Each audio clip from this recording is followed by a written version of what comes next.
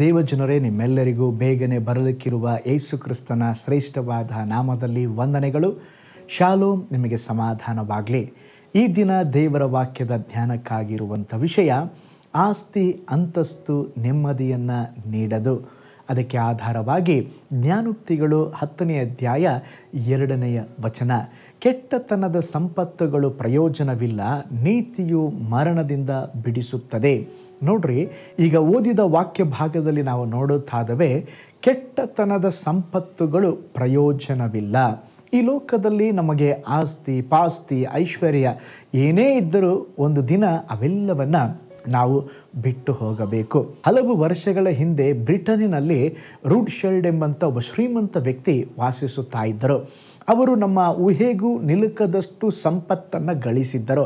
ಅವರು ಬ್ರಿಟಿಷ್ ರಾಷ್ಟ್ರದ ಸರ್ಕಾರಕ್ಕೆ ಕೊಟ್ಟು ಸಹಾಯ ಮಾಡಿದ್ದಾರೆ. ಅಂದರೆ ನೋಡಿ, ಅವರು ಬಹಳ ಆ ದೇಶದಲ್ಲಿ ಬಹಳ ಕೋಟ್ಯಾಂತರ ಇರುವಂಥ ಒಬ್ಬ ವ್ಯಕ್ತಿ. ಒಂದು ದಿನ ಅವರು ಬಹಳಷ್ಟು ಒಡವೆಗಳು, ಬೆಳೆ ಬಾಳುವ ರತ್ನಗಳು ಮತ್ತು ಹಣವನ್ನು ಶೇಖರಿಸಿ ಇಟ್ಟಿದ್ದ ತಮ್ಮ ಖಜಾನೆಯ ಕೋಣೆಯೊಳಗೆ ಹೋದರೆ ಹಣವನ್ನು ಮತ್ತು ಚಿನ್ನ ಆಭರಣವನ್ನು, ಬೆಳೆ ಬಾಳುವ ವಸ್ತುಗಳನ್ನು ಲೆಕ್ಕ ಹಾಕುತ್ತಾ ಇದ್ದರು. ಆಗ ಖಜಾನೆಯು ಬಾಗಿಲು ತಾನಾಗಿಯೇ ಮುಚ್ಚಿಕೊಂಡಿತು. ಅದನ್ನು ಒಳಗಿನಿಂದ ತೆರೀಲಿಕ್ಕಾಗೋದಿಲ್ಲ. ಅದು ಬಾಗಿಲು ಹೊರೆಯಿಂದ ಮಾತ್ರ ತೆಗಿಬೇಕು.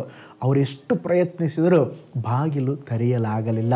ಕಿರುಚಿ ನೋಡಿದರೂ ಅವರ ಧ್ವನಿ ಹೊರಗೆ ಕೇಳಿಸಲಿಲ್ಲ. ಮತ್ತೆ ಉಸಿರಾಡಲು ಸಾಕಷ್ಟು ಗಾಳಿ ಇರಲಿಲ್ಲ. ಅದರ ನಿಮಿತ್ತವಾಗಿ ಕೊನೆಯದಾಗಿ ಅವರ ಜೀವನ ಅಥವಾ ಅದೇ ಸ್ಥಳದಲ್ಲಿ ಅವರು ಮರಣವನ್ನು ಹೊಂದಿದರು. ಎಷ್ಟು ವಿಪರ್ಯಾಸವಲ್ವ.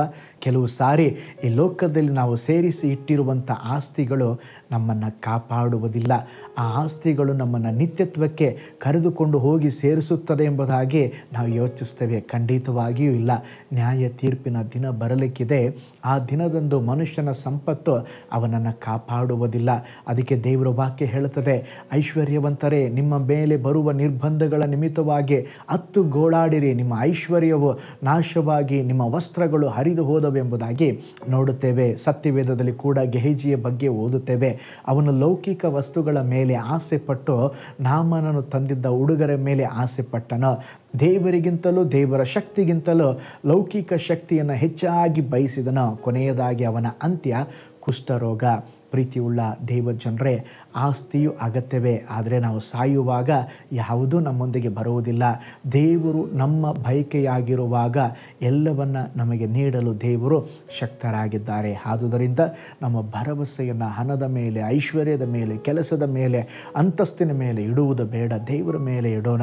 ನಿಶ್ಚಯವಾಗಿ ಕರ್ತನು ನಮ್ಮನ್ನು ಕಾದು ಕಾಪಾಡಲಿ. ಕಣ್ಗಳನ್ನು ಮುಚ್ಚೋಣ, ಪ್ರಾರ್ಥನೆ ಮಾಡಿಕೊಳ್ಳೋಣ. ಪರಲೋಕದಲ್ಲಿ ವಾಸ ಮಾಡುವ ನಮ್ಮ ತಂದೆಯಾದ ದೇವರೇ, ಈ ಅದ್ಭುತವಾದ ದಿನಕ್ಕಾಗಿ ಸ್ತೋತ್ರ. ಈ ದಿನ ಕೂಡ ಸ್ವಾಮಿ ಕರ್ತನೆ, ನೀವು ಮಾತನಾಡಿದ ಅತ್ಯಮೂಲ್ಯವಾದ ವಾಕ್ಯಗಳಿಗಾಗಿ ನಿಮ್ಮನ್ನು ವಂದಿಸ್ತೇವೆ. ದೇವರೇ, ಈ ಲೋಕದಲ್ಲಿ ಆಸ್ತಿ ಪಾಸ್ತಿ ಏನಿದ್ದರೂ ಕೂಡ ಅವು ನಮ್ಮನ್ನು ಕಾಪಾಡೋದಿಲ್ಲ. ಆದರೆ ನೀವು ನಮ್ಮನ್ನು ಕಾಪಾಡುವ ದೇವರು, ನೀವು ನಮ್ಮನ್ನು ನಡೆಸುವ ದೇವರು, ನೀವು ನಮಗೆ ಮೋಕ್ಷ ನಿತ್ಯತ್ವವನ್ನು ಕೊಡುವಂಥ ದೇವರು.